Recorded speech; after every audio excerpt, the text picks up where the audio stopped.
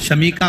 वृक्ष तुम्हारे घर में बड़ा मत लगाओ, पर शमी का पौधा जब तक तुम्हारे इस हाथ की आकृति का रहे, उसमें से तुम पत्ती तोड़ो मत तोड़ो, उसमें से कुछ तोड़कर तुम शिव जी को चढ़ाओ मत चढ़ाओ। भले तुम बाहर जाकर टूटा हुआ लेकर आ जाओ, पर घर के बाहर,